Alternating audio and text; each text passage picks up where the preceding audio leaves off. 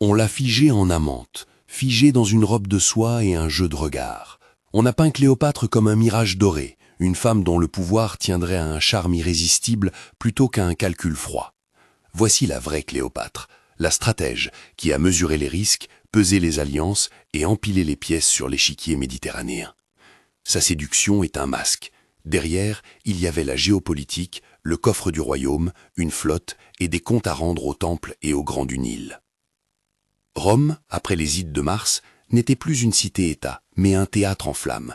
L'assassinat de César a laissé un vide que 1000 mains tentaient de remplir. Les rues se soulevaient, les discours enflammaient, les vendettas se préparaient. Marc-Antoine, au Forum, transforma l'indignation en un rituel de vengeance, d'une parole publique qui devint arme. Octave, l'héritier jeune et froid, fit du testament de César le levier de sa montée. Il récupéra un nom, mobilisa des loyautés et paya les citoyens pour acheter du temps. Entre ces deux hommes, loyauté et légion basculaient, comme sur une balance désaxée. Pendant que Rome se déchirait, l'Orient n'était pas simple décor. L'Égypte des Ptolémées n'était pas une annexe exotique. C'était un trésoroir, un réseau de graineries, des temples imprimant la monnaie et des ports qui avalaient la Méditerranée de blé et d'or. Gouverner Alexandrie, c'était tenir un levier capable de faire plier des généraux trop ambitieux. Cléopâtre, reine hellénistique formée dans les couloirs du pouvoir, connaissait ces mécanismes. Elle parlait plusieurs langues, connaissait les usages grecs et égyptiens et savait que l'autorité se gagne au contact des prêtres autant qu'au palabre des généraux.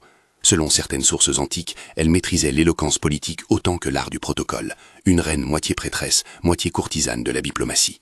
L'histoire romaine se lit en cours rapide. Les Ides de Mars ouvrent une série de mouvements, le vide de leadership, le surgissement d'Octave, la formation du second triumvirat.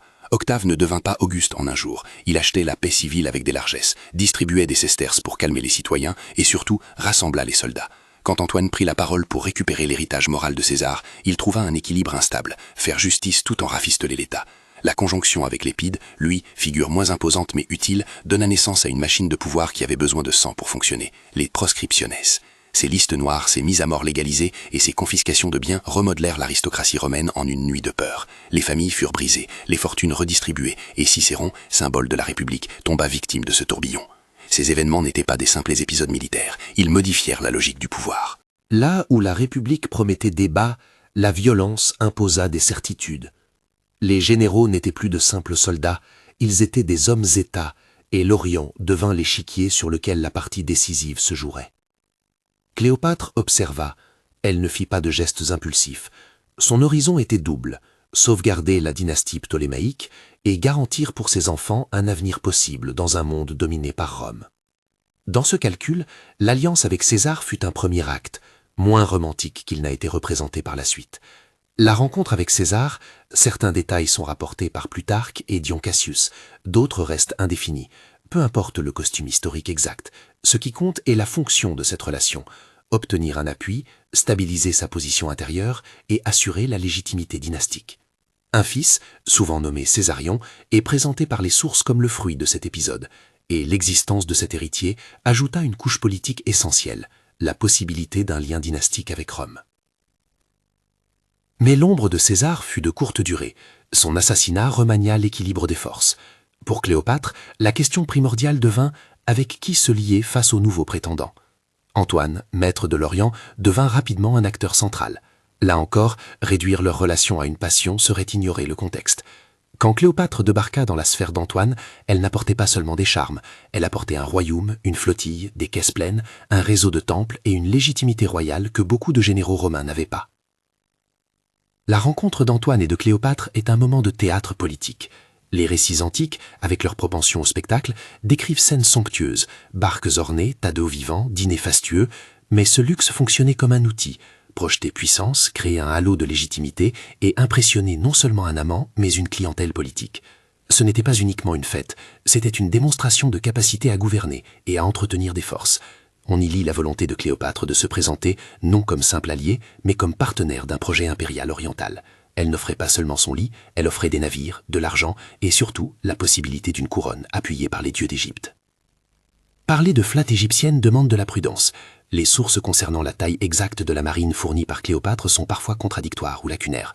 Certains témoins anciens mentionnent une contribution navale significative, d'autres la qualifient d'appoint. Il faut donc rester prudent et employer des formules comme indéfini ou selon certaines sources. Ce qui en revanche est incontestable, c'est que l'Égypte disposait de ressources maritimes et logistiques que Rome, dans ses camps et ses légions, savait apprécier.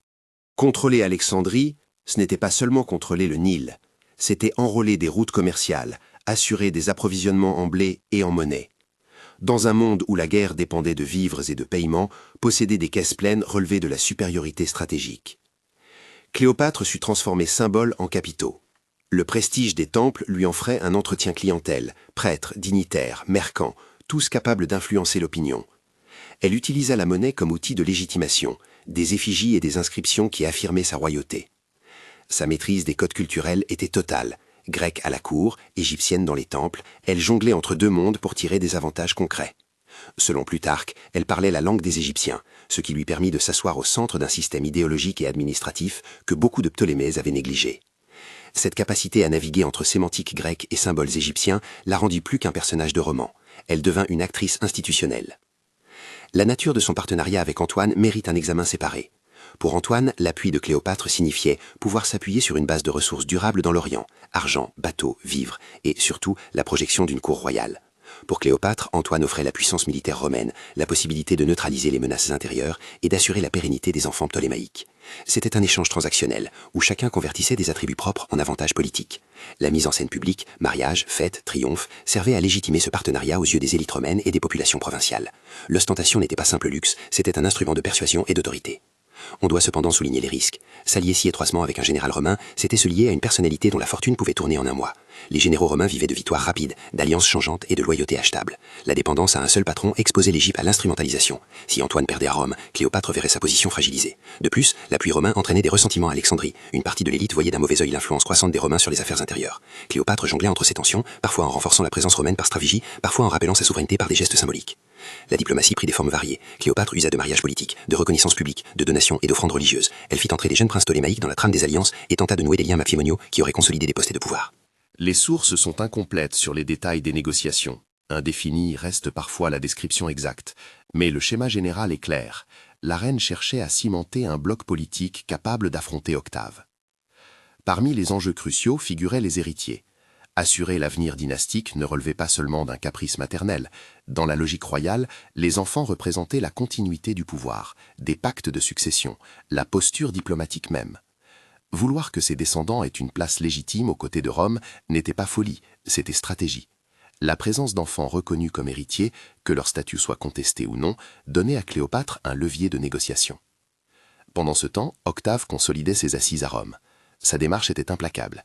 Il utilisait la mémoire de César, distribua ressources, gagna la faveur des vétérans et construisit un réseau d'obligations politiques. Son pragmatisme le rendit mortellement efficace. L'Orient, là où reposait la base d'appui d'Antoine, devint le point de confrontation. Philippe avait déjà fixé des lignes. Les fils des conspirateurs furent repoussés, les proscrits trop dangereux disparurent et la République, dans sa forme traditionnelle, s'était effritée.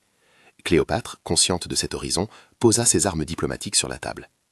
La scène de Tarse, si l'on suit Plutarque, reste exemplaire d'une stratégie mise en spectacle.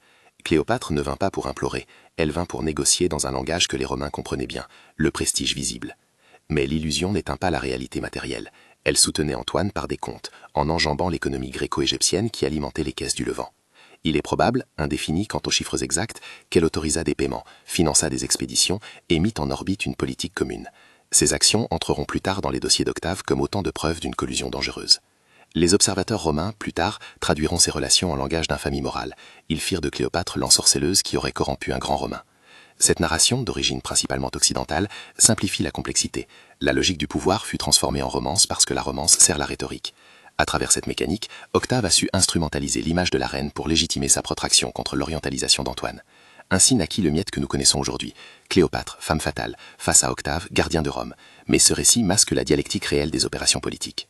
Il faut revenir aux détails pratiques pour comprendre le vrai enjeu. La guerre se gagne avec des vivres, des logistiques, des bateaux et des paiements. Cléopâtre le savait. Les archives fiscales d'Alexandrie, si elles nous étaient parvenues intactes, raconteraient cette réalité en chiffres. On peut seulement tracer le contour. Stock de blé, trésorerie du palais, arrière-cour des temples, autant de leviers qui permirent à Cléopâtre de subtenir Antoine. Le blé égyptien, qui nourrit Rome, était une carte maîtresse. Menacer la distribution, la retarder ou l'utiliser comme monnaie d'échange, voilà des gestes qui valent plus que 100 beaux discours. Sur le plan militaire, la contribution égyptienne prit la forme d'une flotte et d'un soutien logistique aux opérations navales. Les batailles se jouaient souvent à la mer. Celui qui contrôlait la flotte commandait les communications et les ravitaillements. Là encore, la précision manque parfois dans les sources, indéfinie sur l'effectif exact, mais la corrélation entre richesse égyptienne et capacité navale est un fait tangible. Les marins, les quais et les arsenaux d'Alexandrie offraient des capacités que l'Orient romain dut prendre en compte. La mise en scène publique intervient aussi comme stratégie de pouvoir intérieur. À Alexandrie, Cléopâtre se posa en héritière des pharaons. Par rite, par vêtements, par cérémonie, elle s'inscrivait dans une continuité sacrée qui renforçait sa légitimité locale.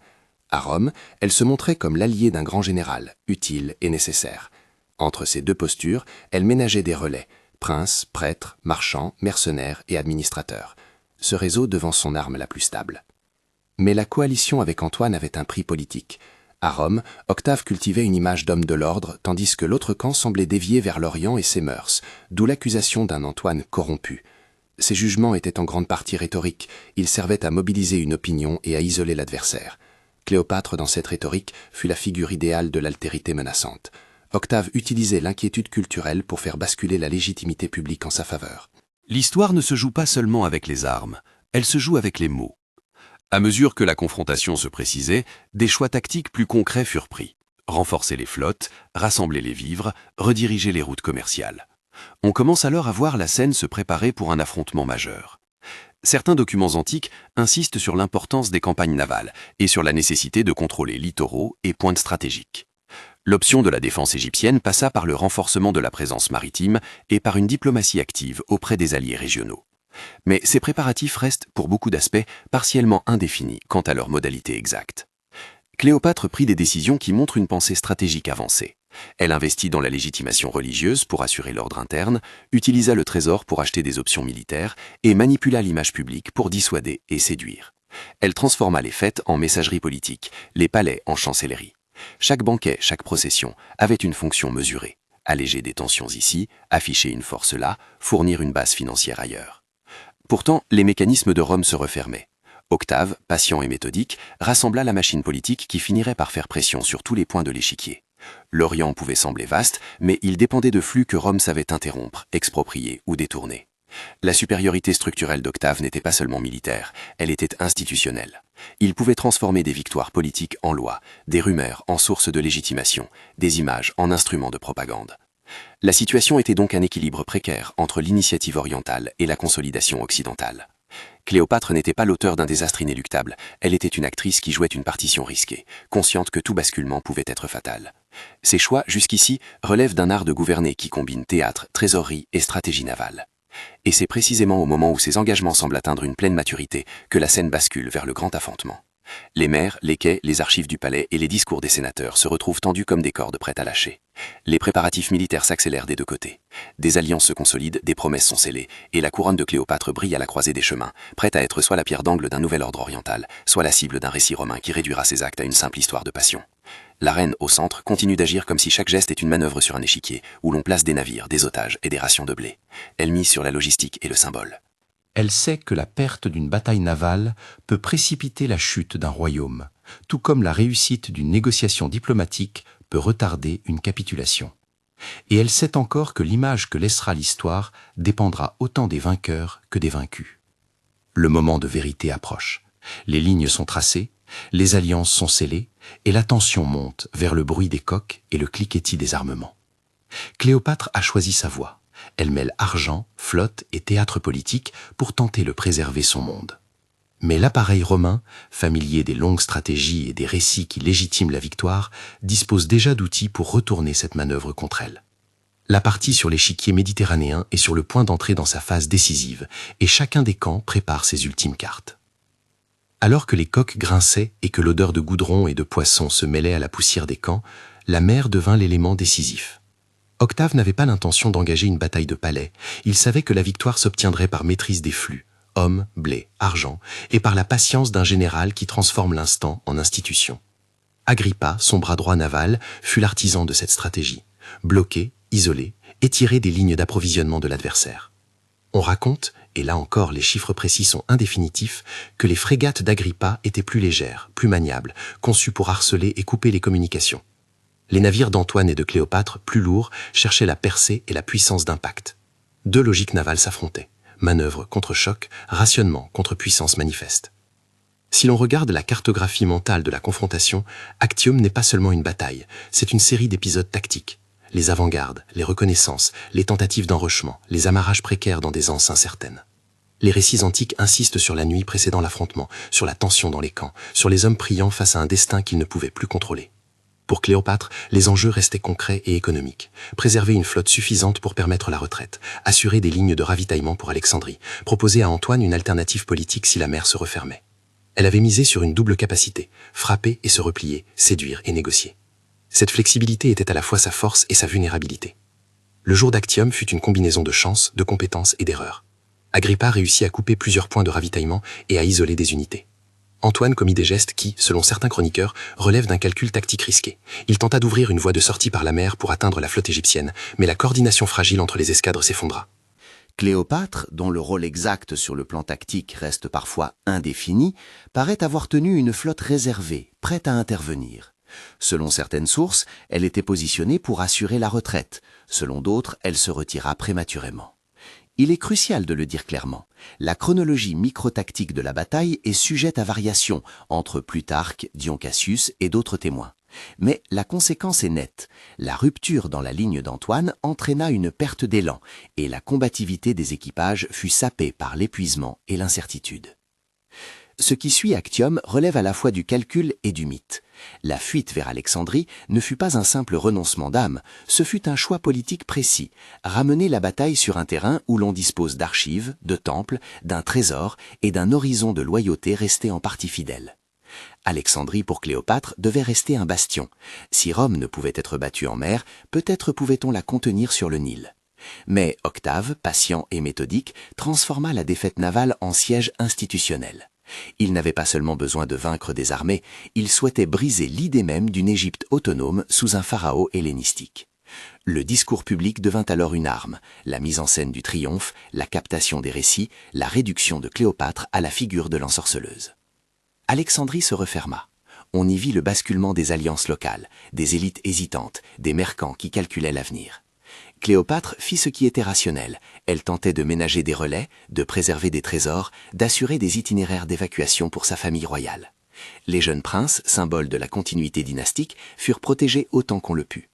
Les sources antiques racontent la fin dramatique d'Antoine et celle de Cléopâtre avec une propension au romanesque qui sert l'imaginaire romain. Sur les modalités exactes, le suicide d'Antoine après la nouvelle de la retraite, la méthode précise du décès de Cléopâtre, il faut rester prudent. L'aspe ou serpent qui peuple les récits est une image commode et puissante, mais plusieurs variantes existent. Poison, poignard, aspiration mythique. Un Béfinu s'impose là aussi. La chute fut rapide et définitive. La puissance militaire orientale se liquida face à un appareil romain qui transformait les victoires en réformes. Octave ramenait à Rome ce qu'il fallait montrer. Exposition de vanité, captifs enchaînés, illusions démontées. Le trésor d'Alexandrie fut ventilé, les archives furent examinées et une politique d'annexion se mit en place. L'Égypte cessa d'être une monarchie indépendante pour devenir la propriété personnelle du prince romain. Un signal que le monde hellénistique, tel qu'on l'avait connu, changeait de peau. Cette disparition avait des conséquences économiques immédiates. Contrôle des flux de blé, administration directe des entrepôts, redistribution des revenus fiscaux. Le spectacle, lui, servit de couverture morale. Il fallait légitimer l'opération comme restauration de l'ordre contre la corruption orientale. La construction du mythe de la séductrice doit être lue comme une manœuvre politique. Octave, dans ses propagandes, transforma l'altérité culturelle en faute morale d'Antoine, et par transitivité, en vice propre à Cléopâtre. Le procès narratif fut simple et efficace. Il expliquait la défaite d'un Romain par la faute d'une femme étrangère. Ce récit servit à deux fins, justifier la conquête et disqualifier l'adversaire aux yeux d'un public romain sensible aux valeurs de la cité. Mais regarder l'histoire sous cet angle, c'est oublier les chiffres, les frégates, les caisses du trésor, les routes commerciales et les décisions prises dans des bureaux et sur des quais. Cléopâtre n'était pas une simple scène narrative, elle était une actrice d'État qui convertissait culture en pouvoir. Analyser la stratégie de Cléopâtre après Actium exige une lucidité sans complaisance. Elle avait misé sur une combinaison de ressources, une légitimation religieuse locale, un appareil financier robuste, une flotte et la possibilité d'une diplomatie régionale. Ces instruments, bien utilisés, pouvaient prolonger une résistance. Mais ils se heurtaient à la capacité d'Octave à transformer chaque victoire tactique en restructuration à long terme. Le système romain, même blessé, possédait une faculté de reproduction politique que l'Orient ne pouvait imiter sur le court terme. Les institutions, la mise en place d'un réseau de fidélité payé par des pensions et des distributions, firent pencher la balance. Cléopâtre tenta, et c'est ici le tragique calcul, de convertir un avantage matériel, le blé, la flotte, la trésorerie, en résultat politique durable. Cette conversion exigeait du temps, de la stabilité et une crédibilité internationale que le triomphe d'Octare réduisit à néant. Il est instructif de s'arrêter sur la tactique symbolique. Cléopâtre avait fait de sa personne un instrument d'État. Le masque royal, les cérémonies, l'usage des dieux égyptiens, tout participait à un projet de légitimation interne. Aux yeux des Égyptiens, son statut de pharaon avait une logique religieuse et administrative. Aux yeux des Romains et des Grecs, elle apparaissait comme une figure exotique, d'autant plus dangereuse qu'elle incarnait la dualité des mondes. Cette instrumentalisation de la personne publique est l'une de ses plus grandes inventions politiques. Elle savait que l'image pouvait devenir un levier, et qu'en la polissant, on influençait non seulement des cœurs, mais des comptes et des armées. Cependant, instrumentaliser le corps public a ses limites. L'image repose sur un consensus social préexistant. Lorsque ce consensus se fissure, l'image se retourne. Octave exploita ces fissures en fabriquant un récit simple et efficace. Il transforma une coalition complexe en tableau moral. Le processus n'a rien d'innocent. Il s'inscrit dans une stratégie de légitimation qui a fait ses preuves à Rome depuis des siècles. Ainsi, la victoire d'Octave n'a pas seulement été militaire, elle a été culturelle. Elle a consisté à imposer un récit qui condamne l'autre pour mieux neutraliser ses actes. Le bilan stratégique de Cléopâtre est donc ambivalent. D'un côté, elle a démontré une capacité remarquable à mobiliser des ressources, économiques, symboliques et maritimes, pour transformer une reine locale en une joueuse globale. Elle a su jouer des alliances, articuler une diplomatie spectaculaire et offrir des leviers concrets à des généraux romains ambitieux. Sa manœuvre la plus brillante est peut-être d'avoir compris que la légitimation se construisait autant par la banque que par le temple. De l'autre, elle s'est heurtée à la supériorité structurelle d'un adversaire capable de convertir une victoire tactique en domination institutionnelle. Le mauvais calcul n'est pas tant celui d'avoir choisi Antoine que celui d'avoir dépendu d'une figure provisoire dans un système qui favorise les solutions durables. L'ironie finale de cette histoire est cruelle. La reine qui cherchait à protéger la continuité de sa dynastie a fini par être privée de toute narration autonome. Son image, polie par les vainqueurs, fut réduite à une légende qui occulte sa rationalité politique. Les peintres et les poètes eurent au fait de privilégier le spectacle sur la comptabilité. Ils offrirent au public une Cléopâtre qui aimait et détruisait, plutôt qu'une dirigeante qui calcule et mobilise. Octave sut saisir cette opportunité. Il transforma la complexité en fable et, ce faisant, fonda un récit fondateur pour l'âge impérial. Que retenir enfin pour notre regard contemporain? D'abord que les récits historiques ont des acteurs, pas seulement des personnages mais des institutions qui racontent et réécrivent. Ensuite, que réduire Cléopâtre à son aura de séductrice est une erreur d'analyse qui masque des compétences d'État. Elle a été une stratège qui savait conjuguer symboles et ressources, théâtre et trésorerie, religion et marine. Son échec ne licencie pas son génie politique. Il l'illustre dans toute sa fragilité face à une machine d'État plus puissante et plus résiliente. Si ce portrait vous intrigue et que vous voulez d'autres biographies révisitées à l'écart des mythes, abonnez-vous et activez la cloche. Nous déconstruisons les récits pour retrouver les logiques. En définitive, Cléopâtre resta fidèle à une logique royale, la conservation du pouvoir par la flexibilité et la représentation. Elle transforma la cour en chancellerie et le lit royal en espace diplomatique. Son habileté fut de penser État là où d'autres ne voyaient que scène. Mais la froideur stratégique qui l'a définie, mesurée, pesée, risquée, n'a pas suffi contre un adversaire qui transformait la victoire militaire en matrice institutionnelle. Le mythe romain a retenu la séductrice, parce qu'il avait besoin d'une faute morale pour légitimer la conquête. Nous, en regardant de plus près, voyons surtout la stratège, celle qui agitait la monnaie comme arme, qui dressait les temples comme rempart d'opinion et qui mettait en mer des modèles de survie politique. Voici la vraie Cléopâtre, la stratège froide derrière la séductrice. Non pas une figure de roman, mais une dirigeante dont la logique d'État affronta et presque rivalisa avec la machine romaine, et dont la chute révèle autant la force de son calcul que la puissance narrative des vainqueurs. Pour aller plus loin, consultez la description pour les sources et une playlist sur Rome et l'Égypte antique.